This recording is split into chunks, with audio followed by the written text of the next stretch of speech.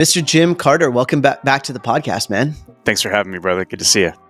Dude, damn good to see you. I'm super excited to get into this topic today. For the audience, Jim has been on the podcast almost exactly 1 year ago, Jim. I don't know if you knew that. Ooh, we recorded on June 1 year 7th. anniversary. I love it. 1 year anniversary today. We recorded on June 7th, 2022. It was episode 71. If anyone wants to go back and listen to it and learn a little bit more about Jim. And we actually titled the podcast Creating Social Impact Through Technology, which is kind of interesting because we're going to talk about AI today. And maybe you can start a little bit about where you came from and how you got here in this moment of time with AI.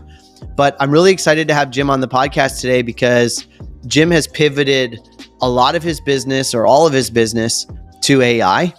And he's doing some really great things online, sharing a ton of information on AI. And that's how I connected with Jim. And I've known Jim for a while, but I reconnected with Jim to try to re-stimulate this conversation. And I've been getting a lot of conversations or having questions and conversations about AI as well. I'm super fascinated about the space and trying to use it every day.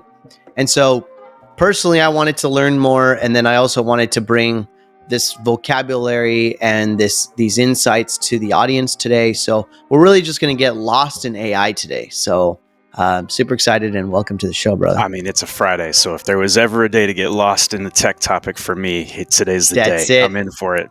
No, man, I appreciate you, and it's great that's awesome that it's like a 1 year anniversary, and it's really the same conversation: is how can we just use tech for more good? It could be social good, it could be personal good, it could be business good. Can we just have more good days and use tech along the way? I think that's a great way to think about it.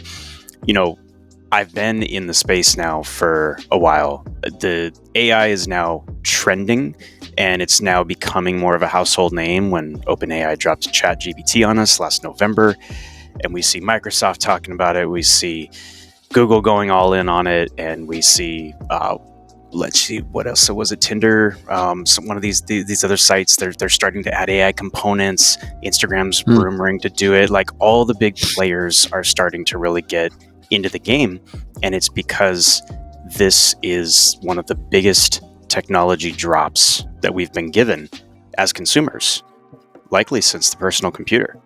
So let's talk about because let's really, I want to break this down into multiple segments. I think I want to start at 30,000 feet.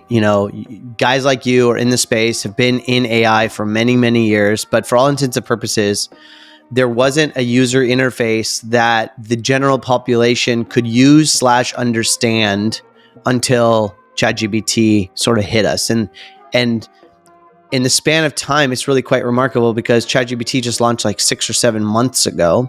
It's taken the world by storm. There's been thousands of companies started because of this platform.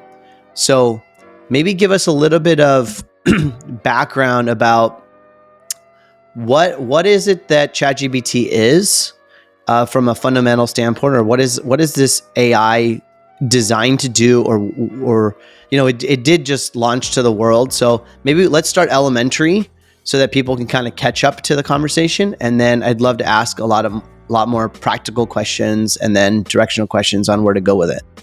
Yeah, of course. And just to set that perspective, ChatGPT is a piece of software.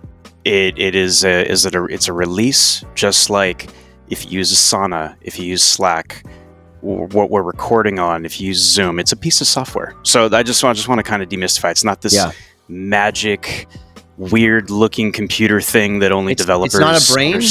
It's not some magical brain.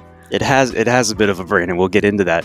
But what it also is it is the fastest growing piece of software ever recorded.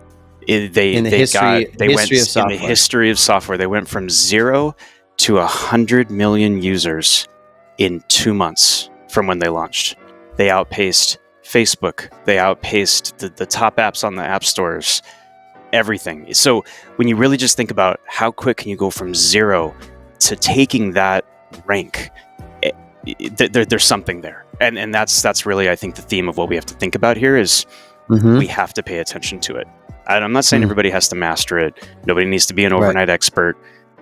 But we have to pay attention to it. It's almost like being resistant to the calculator because you still feel like long division makes sense for you. I'm like, okay, well, it could, but what does calculator do? Guarantee speed and efficiency. So thinking about it like that, we have to pay attention. And that's why we're having this conversation. So what is ChatGPT? ChatGPT is a piece of software that allows you to have a conversation with an artificial intelligence. We'll call it a model. And a model is a way of putting all this information together to give you a desired output. So Google has a search. We all know to go to Google for search. And their search engine uses a model for kind of the same kind. Let's just paint a simple parallel here. The way that you type information into Google, they process it, they give you a desired output. ChatGPT, in its essence, is very similar. But what it does is it allows for this natural language processing. It allows for a dialogue. You can go to ChatGPT and say, "Good morning, how are you?" And it'll reply and say, "Well, I'm a computer, so I don't have feelings. I can't tell you how I am. But what questions do you have?" Right? And then it'll start to converse with you. But then you can say, "I want you to act like my," pick a profession, pick a specialty, something like that, and say, "Give me some suggestions," and it will. So it still can be a very binary or ping pong game kind of a conversation. Act as this, give me some information because of it, and it will. And it's just a different way of processing information. And there's no wrong way to use it. I just find there are better ways to use it. We can get into that.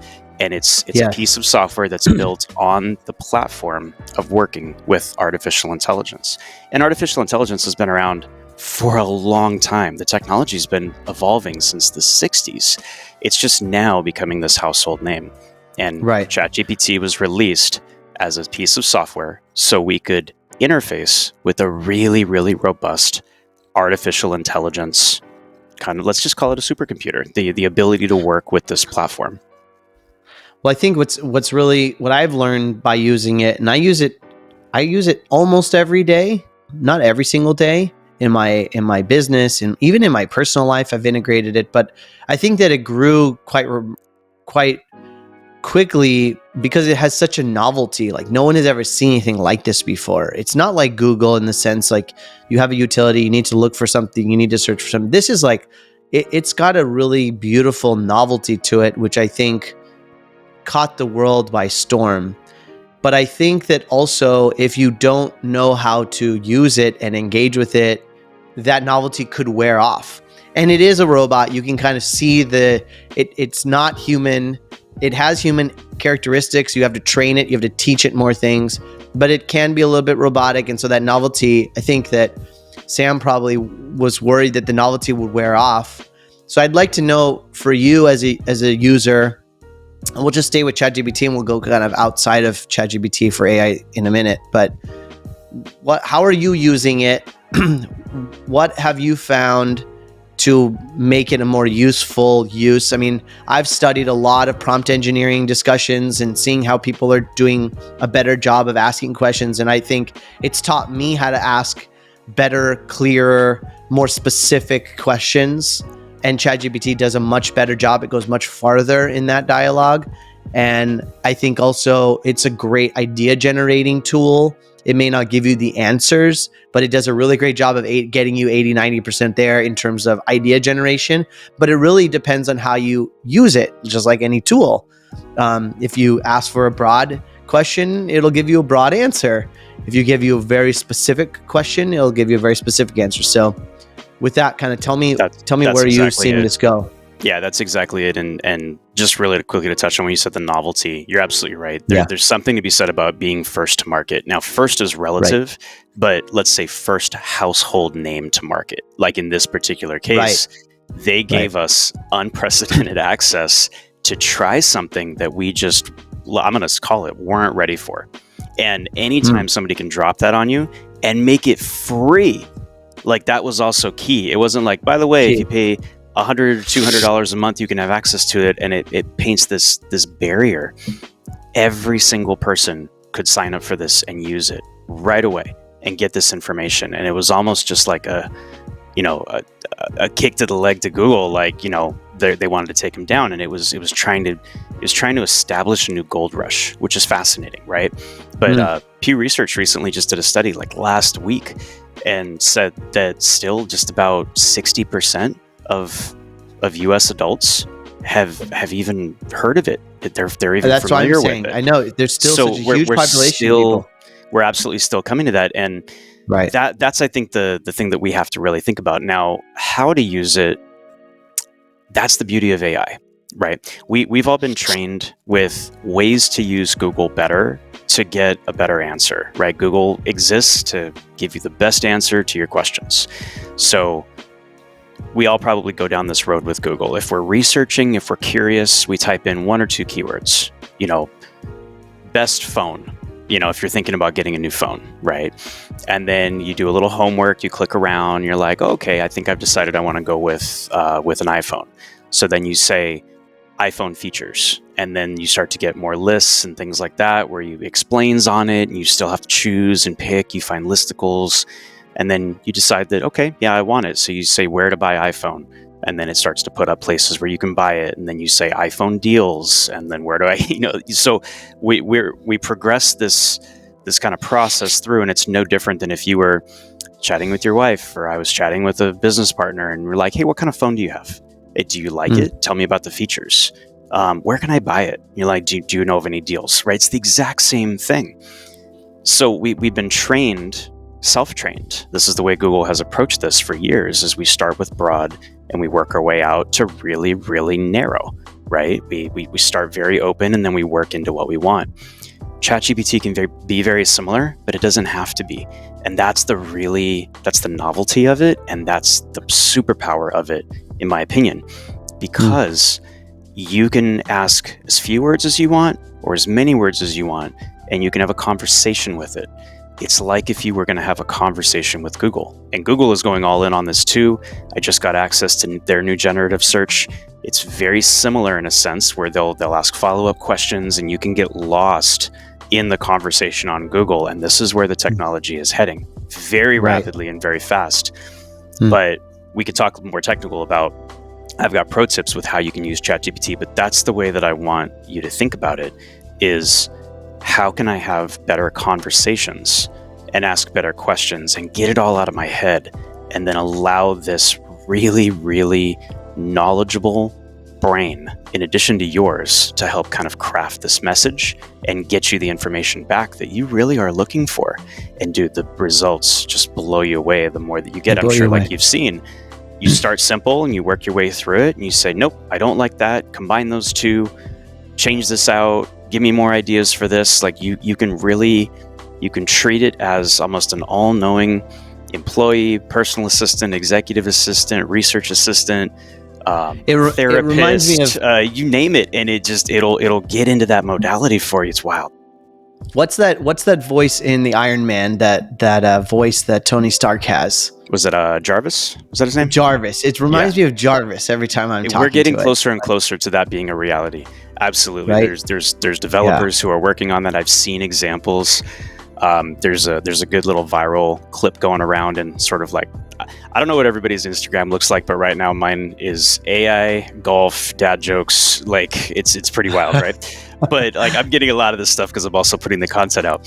But there's a video going around of a developer who hooked up a natural language processing API with OpenAI, with the ChatGPT API, their ability to work with it, and then plugged in his own, in engineering talk, it's middleware. It's the ability to capture that output and then turn it into code. And he created his first little mini Jarvis where he said, I want to build a web page that has a form, and I want the background to be blue, and I want it to be responsive. And it replied and it said, okay, working on it. And then it just, a little spinner, and then it just put it all together, and then it deployed it right to a cloud. And it was like the first example of, yeah, it's close. Yeah. This conversation of singularity is getting wild. Right? Yeah, there's a lot of use cases happening. What's really fun about what ChatGPT did is that they kind of made it free. They kind of made it open source so that people can build on top of it and experiment and play. I think some of the really fun things that I'm seeing people do which, I think people really need to open their minds to like where this is going to go. It's like mind blowing. Like you can talk to ChatGPT, you can tell it to order you food. It could fill out your fridge with Mexican food for the week, and you can pick a bunch of recipes. It'll pick the recipes for you. It'll determine their ingredients. It'll go on Instacart and order the food and have it delivered to your house. It can make reservations for you. It can book travel plans. Like, it is literally a real life, as close to real life as possible, an assistant per se. And then we get into education and the upside of education and how many kids now can have a free tutor and how they can engage with it for lessons and learning. Yeah, it's just mind blowing where we're at in this time. I mean, if you look at Google, Google came out in like the late 90s, early 2000s, perhaps, right? Like Google's not that old of a company. When you look at like the overall span of, are we really just at the beginning here, or is there quite a bit of momentum here already? Well, yes. Google is a relatively new company if we think about the grandeur of like how long does it take to build, these empire, massive market cap type of companies. But also look at how they've matured, right? It started as a search engine. Now search is a piece of everything that they do, but they do so much more, right? And some of their best products were just simply experiments. Not a lot of people know this, but Gmail was an experiment by part of the 10% rule that they implement, where they give extra time for people to experiment. So was AdWords, and so were so many of these big things, because they just gave their developers and their team space to be creative. And that's one of the things I love about their culture. But if you think about this AI as a concept, what would artificial intelligence through the way of computers be like? Thinking big has been around for well over 50 years, but it's just now something that it doesn't really require a developer to do something with. And, I'm very much generalizing, right? We didn't have to have developers to work with AI previous to ChatGPT. That is a fact. But now I'm teaching my kids how to work with AI, and they don't have to think about code. I'm able to have this conversation with you, and if somebody's so inspired, they can go to openai.com, click on the button to sign up for ChatGPT, and they can start working with AI. And they've never had to look at a line of code in their life. That was possible before. It wasn't exciting. It wasn't as accessible, and there wasn't the resources. And I think also just the vibe, where we see that there's so much possibility because we see what people are actually doing with it right now. Yeah. I truly believe that this is one of those cornerstone linchpin moments in history that we're going to look back on in 5, 10, 15 years and say, God, what was life like even before 2023? Because now all of these things are just available to us. Do you feel like this is bigger than the internet? Bigger than mobile? Bigger than the internet, no. But at the same level of like the personal computer, at the same level of, let's just say, like the iPhone, changing the industry for good. Yeah. And good is relative, but if like think about smartphones before there was the iPhone, right? We had the Ericsson, and we had the Samsung thing, and we had the Palm devices, and it was, if you wanted the letter Y, you had to tap the letter 9 3 times, right? Or what, and the iPhone just completely changed the game for us. So this is one of those things that it's a different game now, and you can either keep doing business the way you're doing it, and you'll be okay for a while, or you can adopt this and you won't get outpaced by your competition. That's what's real, is those that do not adopt AI into their business, they're going to get lost in status quo land, and they're not going to be able to catch up. Let's talk about that, because I think, we, within our business, and again, I use it in my personal life, but in our business, we talk about it all the time. We talk about it that, if you're not using ChatGPT in some fashion, you're going to be left behind in 6 months. Like the amount of knowledge and learning that's happening here as quickly as it's happening. How should how should this, I guess, well, I have a few questions on this, is like, what are you concerned about in regards to this? Are there any dangers? I think when people start to hear about all this, they immediately default to lack of knowledge and they get concerned. And like you said, a majority of the population still has not even heard of this yet. So they hear about it, they're concerned. They think this is like the Terminator movie and, somehow it's going to take over the world. What would you say to those people besides stop being ignorant and use it? But, what would you say to those people? And then also, like, how should we start to integrate it within our businesses? What are like the low-hanging fruit integrations? Yeah, the simplest way is to not feel like you have to be an expert in anything brand new and give yourself that grace. Like, there's so many people that are already claiming to be AI and ChatGPT experts, and I call BS on that. It's brand new. Like, it's been around for less than 6 months. So I show up and I'm healthily obsessed with this industry, and I'm using it every day and I'm teaching it. And I'm not saying I'm an expert either, but what I'm saying is I'm so passionate about it that I'm willing to learn and I'm willing to adapt with the industry. Now, people who have been in the research field for 50 years, yes, they've earned that expert title, but they're working on the grandeur of the industry. They're not working on the single use application, right? So I want everybody to really, this is no different than if you were thinking about a new technology or a new enterprise vendor or anything else. You have to know who you trust if you want to learn from them. So first you got to find somebody that you like the way they show up and you like the way they teach. And guys, YouTube University, there's how many millions of hours of all this stuff already. I'm part of that. I review AI sites and I talk and I put out my own content because I love teaching this stuff too. And I try to do it from a place of integrity and making sure that I'm not saying robots are going to take over and you got to do this and you got to do it my way. No, it's you find a way that works for you. But just like any teacher, you find a teacher that you like their style and you lean into it and you give yourself 1 hour a week to just try something. 20 minutes, set up a free account. And my recommendation when somebody doesn't know where to start is get yourself set up. Just set up an account, leave it on a tab on your browser. And you can do yourself a favor, grab a Post-it note, like I always keep Post-it notes on my desk, that just remind yourself, go to ChatGPT and like put it on your screen, put it on your laptop or your desk. And then the next time you get stuck on something, the next time that you feel overwhelmed, the next time that you need to create and you don't know where to start, the next time you have a white document in front of you and you just don't know what to do for the outline or to process something, or she's like we were talking about, you had like a business challenge and that's why you DM me like, dude, can you think of an AI site that could help with this? I'm like, yeah, I can. And I sent it to you and we got to talk about that. But whether or not that helped you, hopefully it pointed you in the right direction. Right. Find an opportunity to just hop over to something like ChatGPT and say, this is my challenge. This is what I need to do. What should I do next? And yes, you could Google that, but I just want you to try it in a different way. And then I want you to feel empowered to take the response that you get, whether it's good or bad, and refine it and ask it questions.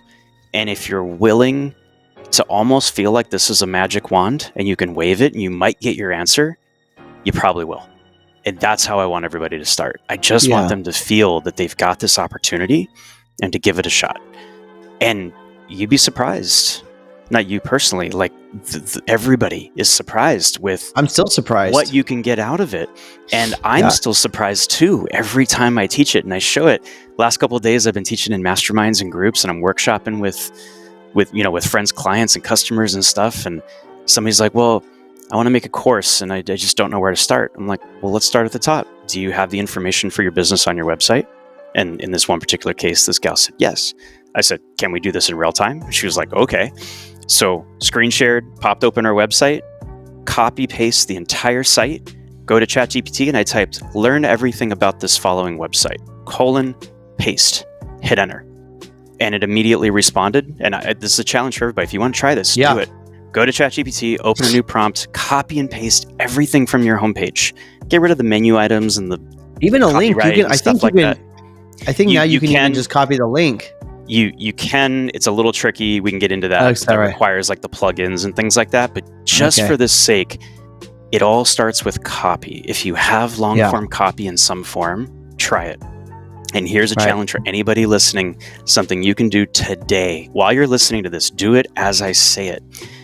Open ChatGPT, click new chat. Go in a new tab, go to your website, copy all of the content, go over to ChatGPT and say, learn all of this copy from my website, soft return, paste, enter. And it'll suck everything in and make sense of it. And it'll reflect back a summary of everything that it just learned. And it'll say, this is a website about this person or this business. This is what they do. This is who they target. And guess what? If it doesn't look right, you're not telling your message strong enough from your website. That's pro tip number one. That's a tell. But if it does nail it, guess what? You've just trained an AI model without any code, and it took you 45 seconds. And now you can say whatever you want. You can ask it, help me think about some email marketing to promote my company. I want to create some social media content. Give me some real ideas based off of talking to my target customer. You name it, right? Yeah. And it's a cheat code, right? But all this information is out there. What it's helping you do is it's putting it all together and it's giving you a jump off point. And you can start with something as simple as that. And I love showing people this in real time because they're like, how is this possible? But the thing is, those who adopt it right now, we're going to be using it like this at this advanced rate. There will still be people 2 years, 3 years, 5 years from now who are just getting to that point. Starting. Do you think in full confidence that you can say that you cannot give yourself an unfair advantage if you get your mind blown today versus get your mind blown 5 years from now? Think of all the productivity, all of the yield that you'll get for you, your team, your customers, everything else, if you're just willing to try what's right in front of you. And did we mention it's free? You can pay for it. One of the things, and I pay for it, but it's free. I pay for it too. Yeah. Well, one of the things I really loved about it, and I'm still learning, and it really is about how you use it, right? So it's teaching you how to ask better questions. And I think in life, that's always a good skill, right? How do you get to a deeper truth? What is really happening here? How do I get more specific in what I'm looking for? I think that's a skill that we can all get better at all the time. And so I think ChatGPT is a great mirror to that. Is like, wow, I didn't get a great response. It's kind of a little bit of a robotic response. I must not be asking a good enough question, right? So I think that's a huge lesson. And then secondly, like you kind of just mentioned this a little bit about marketing and all that. Like you can really use it as like a partner of, okay, here's everything I know about my company. Like help me understand my ideal customer. Help me create marketing to my ideal customer. What are the pain points my ideal customer has? And it gets to 80-90%. It's pretty darn good. And there's some nuance to that, which again, we can add as human beings, but it's pretty impressive how far it goes.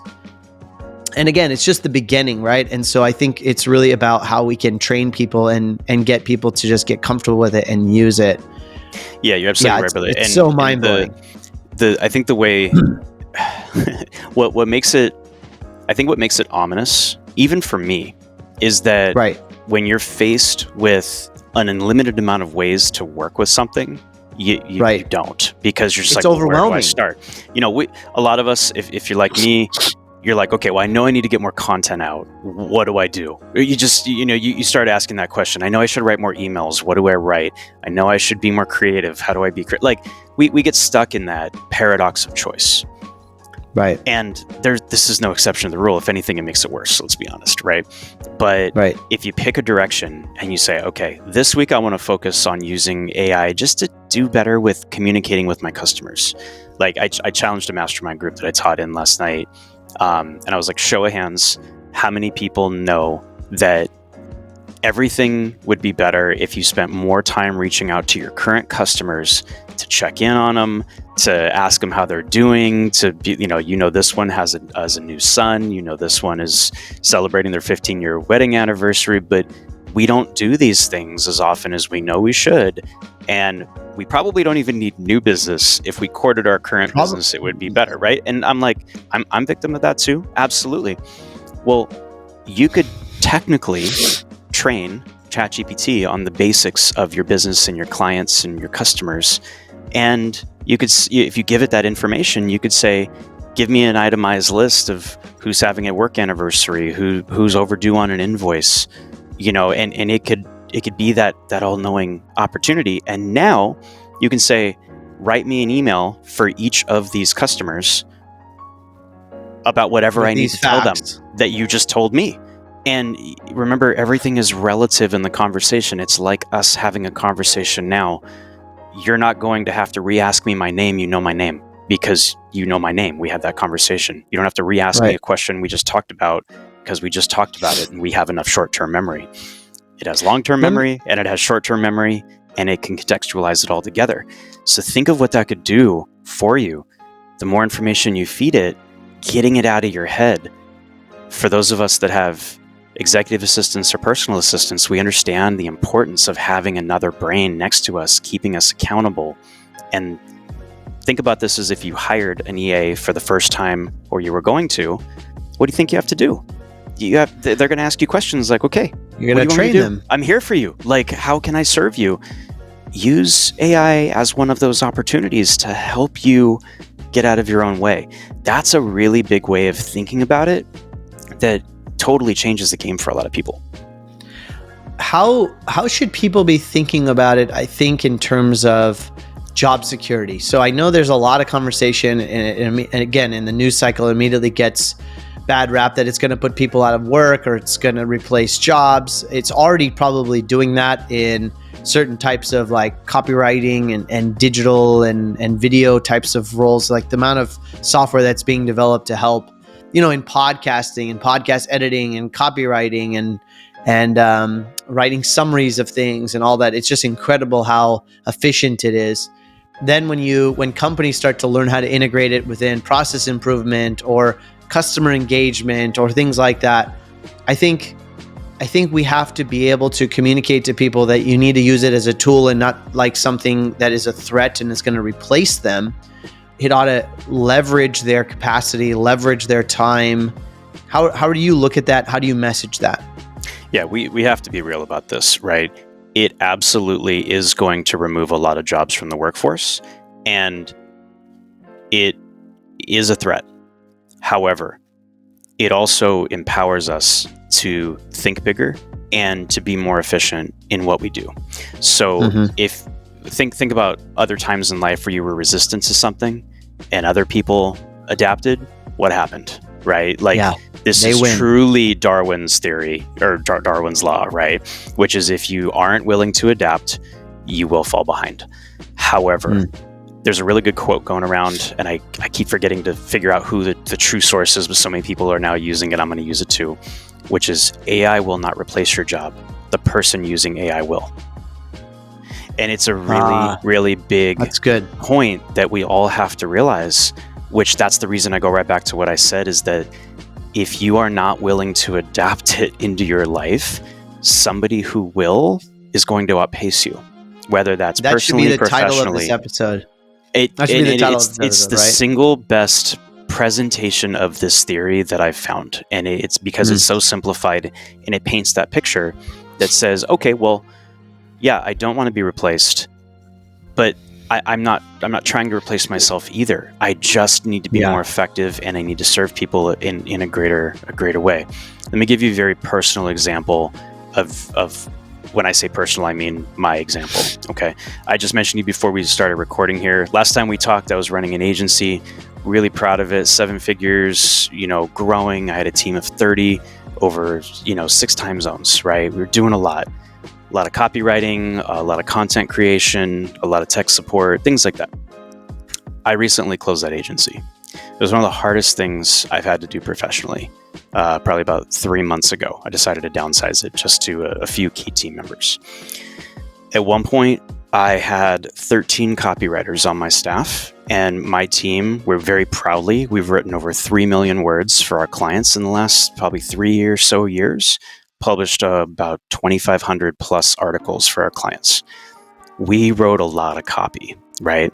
And we had an incredible process, the single most refined, optimized, streamlined writing process you can imagine. You know me, I've been an SEO for over a decade, so I trained them exactly how I loved it. Our clients were getting great results. It was fantastic. Like, I loved that team. Well, when ChatGPT dropped, I was like, okay, I had the foresight. I was like, all right, this is going to change things. And it did. When ChatGPT dropped in November, take a wild guess when my sales started to go down. November. Yep. Because everybody who's paying a prime for excellent copywriting by these incredible, literary graduates, everybody's in America, all of my editors, the team here, I have people all over, I have clients all over. They're like, well, do I need to pay that much for it when I can just use ChatGPT and I can knock out a blog post? And it was so new, nobody could say no yet, right? Like, how do you challenge an unknown enemy? You don't yet. Somebody has to try it to see if they're going to win or they're going to fail, right?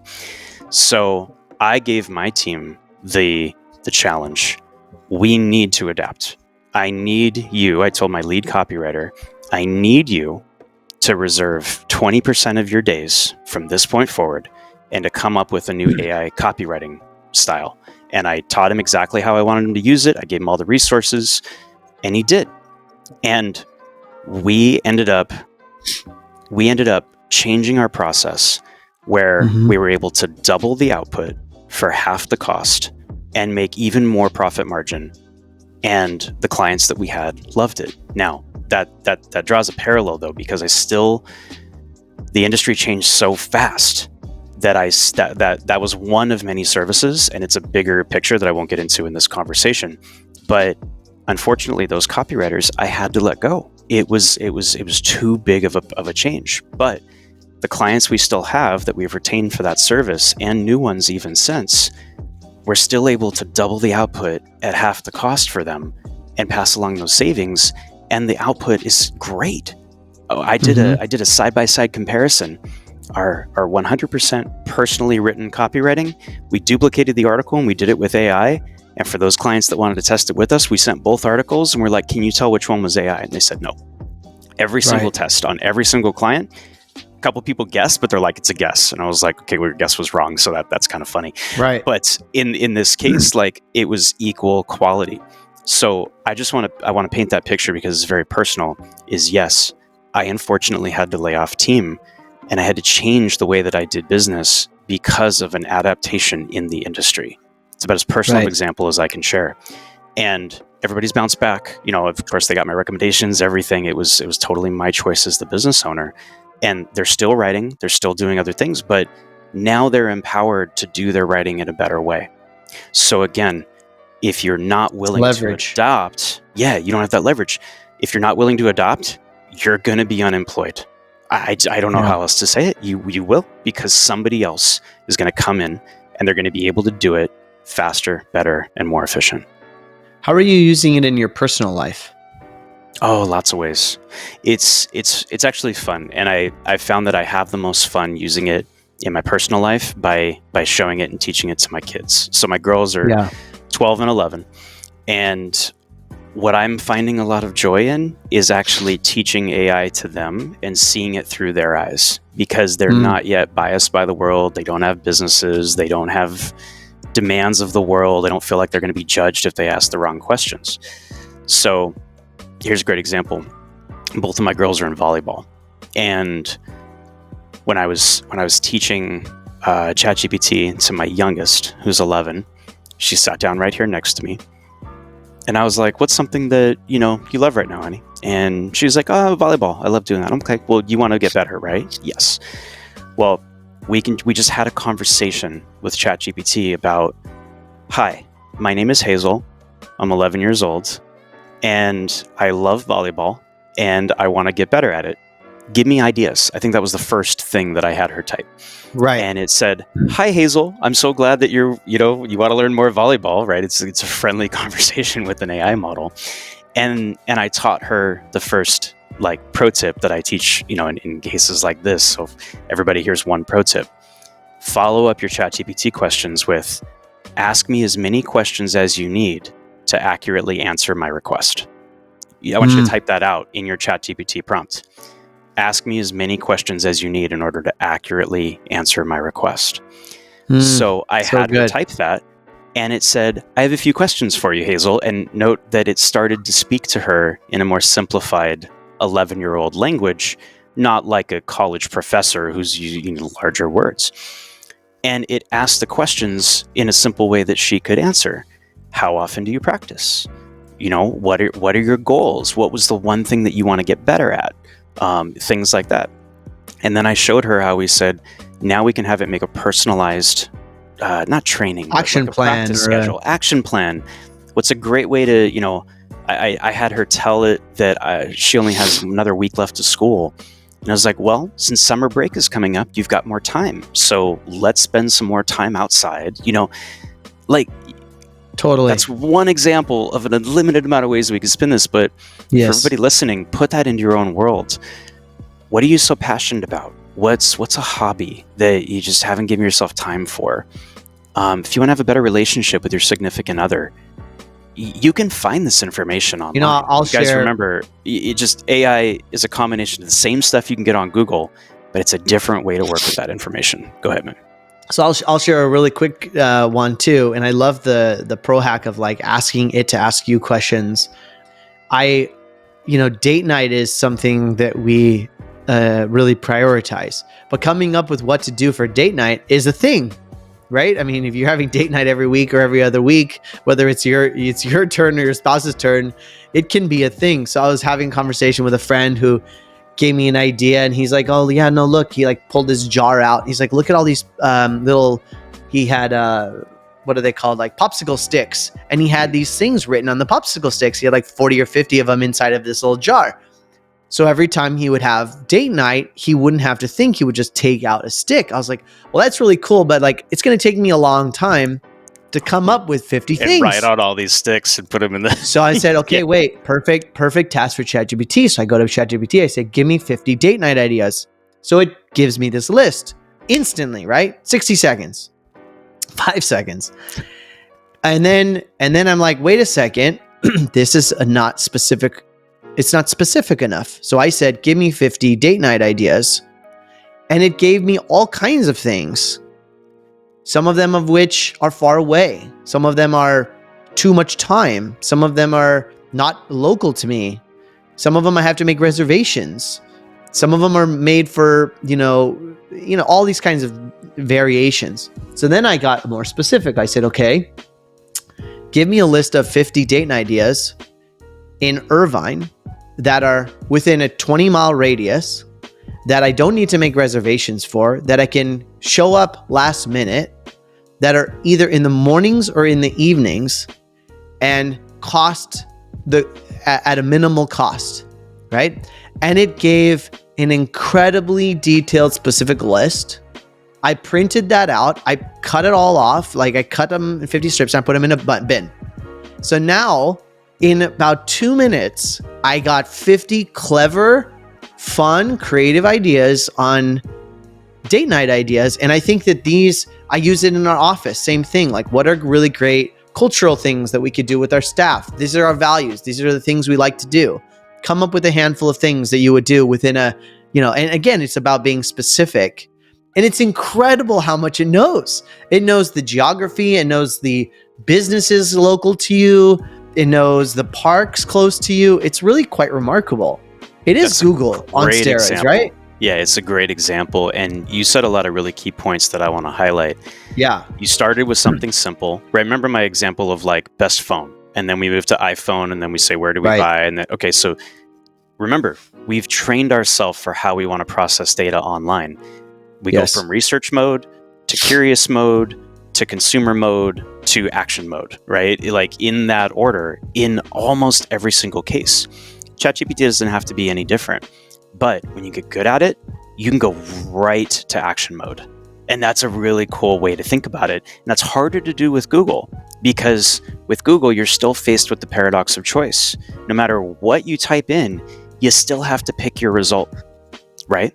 What's different about what ChatGPT specifically is doing, and then if we just think about AI in general, all these other AI sites, they're giving you the output right away. It's wild. So when you use something like ChatGPT, you start with something basic, and that's great. And then you say, I don't like this, and this. I want to combine that, and that. Give me more examples for this. Throw that out. I love that. Do more of that. And it's going to say, yes, sir. Yes, ma'am. What else would you like? Totally. And this is the employee that doesn't need time off. It's doesn't ask you for a raise. Servant. And you keep going with it. And you also said something I want to highlight really clear, Ashish, is that you were like, and these are our values. Right? The more you train it, the more information you give it. Remember back to the whole copy and paste your website kind of idea example? Yep. It's going to base its results off of the more that you give it. So if you say that you don't want to travel outside of a 20-mile radius, okay, that's a parameter. That's a boundary for it. You've trained it to know not to go. It's not going to say, let's get in the car and let's, go have dinner on the Louvre. It's like, well, you're not flying across the pond. So in this particular case, you're giving it all of that really, really good context to operate under and letting it get creative, letting it go to its vast knowledge and figure it out for you. And I love how flexible you were with that, because it shows the power of the output once you ask it a better question. You are exploring all types of tools, all types of software. There are thousands of these companies spun up every single day. If you don't follow Jim, at least on Instagram, he is literally sharing for free all these softwares that are coming out. What are the utilization? What are the tools? Why should they be used? And it's kind of why I reached out to you again, Jim, right? Is like I had a specific need I was trying to solve. I asked you, is there something out there that exists that could potentially work on this and solve? And I did actually explore it. I'm trying to engage with the company to help me solve it. And there's just so many use cases here. I guess share with us what you're learning in exploring all these different softwares. Share with us how we can potentially engage, or people can engage with you as a service, or what are you working on in terms of that? And because I think we're just in the beginning of this exploration of coaches and consultants and masterminds of people that are working together to find better ways of using these tools. Let's start there. Yeah, absolutely, man. Thank you. I got tons of free resources, because this is all I'm doing right now, is just trying to get this content out there, having conversations like this. My social profiles on every platform, I'm at Cause Hacker. So if you've ever heard that term, growth hacker, I'm a growth hacker for cause. That was always my thing. So you can find me, search for Jim Carter. You'll probably find our past president. It's a little hard to compete. I get that. So throw Jim Carter III in there. You'll probably find me a little quicker. I'm the guy without the hair, just in case you're not watching this, you're listening to it. But yeah, find me on all the socials at Cause Hacker. Instagram's probably the number one. You can shoot me a DM there. I love to hear about what you're working on.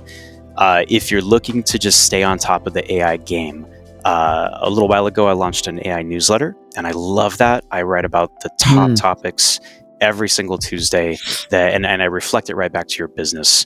And you can either DM me for that link, or jimcarter.me/newsletter. Feel free to jump on there. I love just sharing everything like this on my mind and what's coming up, and I make it really interactive. I share things that you can start to immediately work on. It's one of my favorite ways to I gave up writing for a long time, and I got back into it. You better believe I use AI to help me draft this newsletter, but it's still a very personal thing, and I love writing and sharing with entrepreneurs. And then just if this is for you and you just need an integrator, a specialist, a consultant to just come in, I love working one-on-one with companies, whether it's a one-time thing or a longer engagement. The link is in my newsletter, but you can also just book some time with me at jimcarter.me/call. And I run you through a quick little form, kind of extracts a little bit more about the business. I try to make sure it's something that I can really help with. And it's my favorite thing to do. I gave myself all this capacity now, reclaimed it because of what the recent changes I made in my businesses. And now's my time just to shine. And I love working one-on-one with people. And just like you, brother, you reached out because you had one thing and where I can help point you in the right direction. Yeah, there was only one thing. Savings. I just know. I know you can make such a bigger impact in your business by adopting a couple of these very key things into it, and where I can help you or someone else. I think it's really important. Really brings me joy. Yeah, no, I think it's really important to know that there are people like Jim out there that, well, not Jim, but there's a lot of people that assume that they're experts and marketing themselves as experts, but it's not about being expert. It's really about being engaged right now, right? And learning and exploring and trying to figure things out. And so, what I love about Jim is really that he's like a open-minded, brainstorming, creative type of guy where it's like, look, I'm not going to pretend I know everything, but let's go find it. Let's go figure it out. Let's go solve it together. And then what's next to go solve? And I think if you look at businesses overall, there are functions everywhere that can get more efficient, and processes and communication and all. And again, it's just so exciting because we're just at the beginning of this. So, I use Jim. We work with Jim too, and looking forward to just doing more and more of that. I guess last few questions, from a business investment standpoint, or maybe not a business investment, just a capital allocation standpoint. I think what AI is really fascinating. What I find fascinating about AI and this whole ecosystem is that, startups can basically get to MVP for 1/10 of the cost as they used to get to, right? You can develop product, you can develop software code. It's just a different landscape of innovation and building businesses. I know there's a lot of venture capital money flowing into this. That's super early. We don't really know what's real, what's not real. It's just a bunch of blind dollars being thrown everywhere. Where do you think the opportunities here are? I mean, clearly a lot of money is being thrown at silicon and like all the chip companies. Where's the frontier of investment? And let's start having that conversation. Where should we be thinking about intentionally about where this could go from a capital allocation standpoint? I think it's a great question. Like any gold rush, the money is made by the person selling the pickaxe rather than the prospector on the hill. So I want everybody to think about how they can get into ecosystems and then how they can get into building more ecosystems more than just investing in the one-off projects, right? Because every developer out there, I don't want to generalize, but let's just say all these startups, everybody that's coming out, yes, they're trying to build microservices, one-off utilities, something to do something better than the guy or the gal next to them. But the real investments, they're in the platforms and they're in these large language models. And they're actually more than ever in the open source community because those are the products that are adopting it. And that's the lock-in that will persist and keep everything going for years, right? The plumbing in the building is a good investment because it's going to last as long as the building, not necessarily the tenant. So in that example, a brand new ETF actually just launched last week called the Chat ETF. And I just started dollar cost averaging into it, just like the other ETFs that I invest in personally, right? And it's just because it's all part of this industry that's evolving. That ETF specifically has NVIDIA and Microsoft and a lot of the big players that are heavily investing in AI. So if you're bullish on this and you believe you can argue that they're the platforms, that they are the conduits, they are the plumbing for all of this. Or will be? Personally, for my investment strategy, it's why I like a lot of ETFs. Part of the diversity in my portfolio is because it, by de facto, it diversifies for you. But NVIDIA just hit the $1 trillion club, and they're all in on AI. I mean, Microsoft just dropped over $1 billion into OpenAI, and they're integrating all of this into Edge and everything that they're doing. One could absolutely argue that Microsoft is winning over Google in terms of how fast they're moving to market with all of these things. So why wouldn't you be curious enough to put a little bit, behind it and back that horse that is running faster than the other horses? Not investment advice, but that's just the way that I show up. So there's a lot of ways to think about this.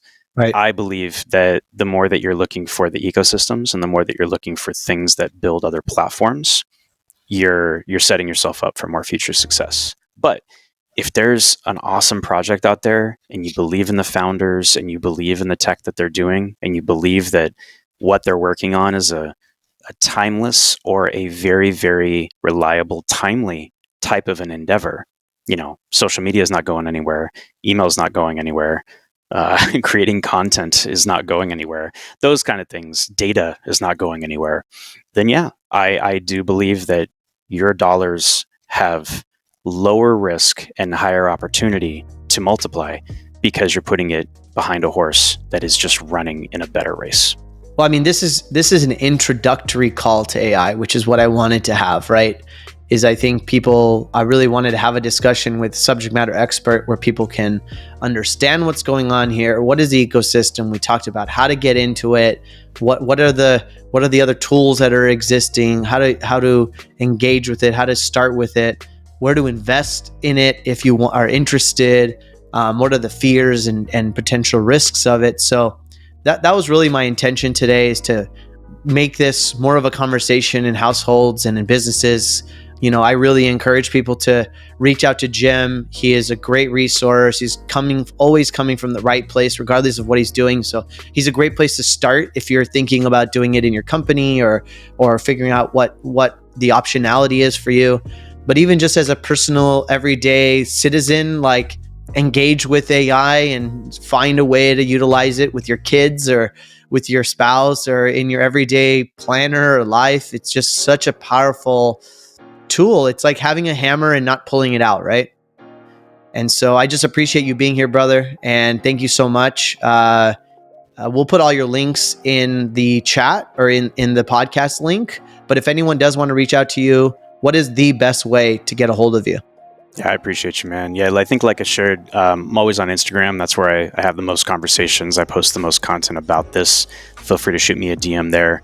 Or you can just also email me. I'm happy to share that. Just jim@jimcarter.me. Pretty easy to find. Once again, you once you know which Jim you're looking for. So hit me up. I also just love if you do something really cool with AI, just tag me. I love resharing it and just broadcasting this good vibe and this energy, because I love seeing people find these really cool opportunities and do something about it. So that's the easiest way to connect. What are you seeing? Now I go on Zoom calls and everyone's got a Firefly or everyone's got I forget what the other one is called. Like, no one is going to Zoom calls anymore. Otter, right?